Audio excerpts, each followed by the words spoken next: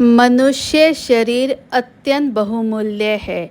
सभी ग्रंथों व शास्त्रों में इसकी महिमा का वर्णन बहुत ही नेति नेति कर गाया गया है।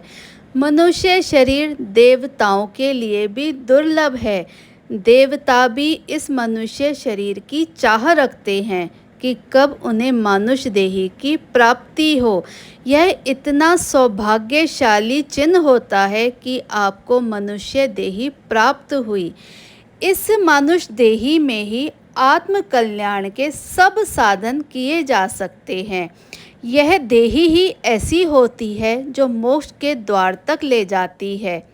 इतने दुर्लभ और मूल्यवान मानव तन को पाकर जो अपने परलोक को संवारने का प्रयत्न नहीं करता, अर्थात गफलत में अपने समय को गवा देता है, वो इस लोक में भी दुख पाता है और परलोक में भी जाकर दुख का भागी होता है।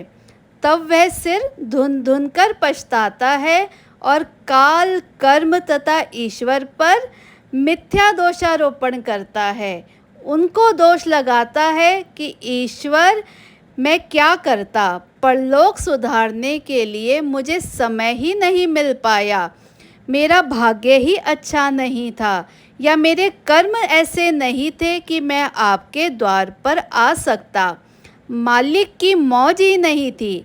ऐसे दोष ईश्वर पर क्यों लगाने? ईश्वर ने तो हमें मानुष देही दे दी है।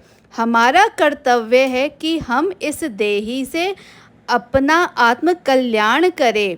मनुष्य के अपने आलस्य के कारण अपने दोष को काल और कर्म और ईश्वर के सिर पर डालना यह उचित नहीं है, यह गलत है।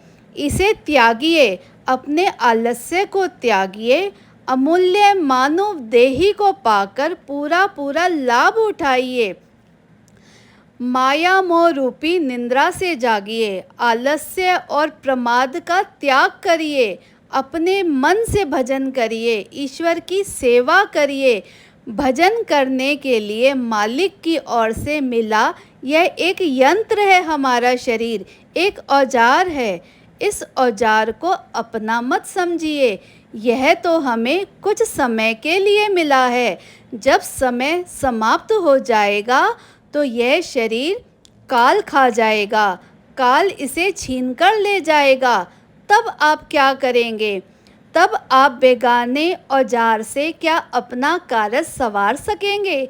इसीलिए आलस्य मत करिए, जागिए, ईश्वर की भजन भक्ति करिए। जो दिन आपको मिले हैं ये बहुत कीमती है।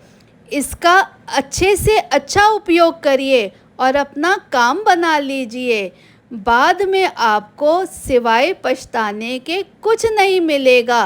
रोज रोज यह अवसर आपके हाथ नहीं लगेगा, फिर आपके हाथ खाली के खाली ही रह जाएंगे और सदा आप इस बात के लिए अपने आप को दोष देंगे कि जो समय मिला था मैंने अपना काम नहीं संवारा, मैंने गफलत, निंद्रा, लोभ, मोह में आकर इतना कीमती समय बर्बाद कर दिया। आज के दिनों में आपको गुरु के चरणों का प्रेम मिला है। कल जब आपका ये समय समाप्त हो जाएगा तो आपके पास कुछ नहीं रहेगा। यहाँ से भी आप खाली हाथ चले जाएंगे और ईश्वर की दरगाह में भी आपका अपमान होगा कि इतना कीमती मानुष देही पाकर, इतना कीमती समय लेकर आप इस लोक में गए और वहाँ से कुछ ना हासिल किया। आपको दोबारा से उसी नीच योनियों में भेज दिया जाएगा। फिर आप दोबारा से यत्न करेंगे, तब जाकर आपको मानुष देही मिलेगी। फिर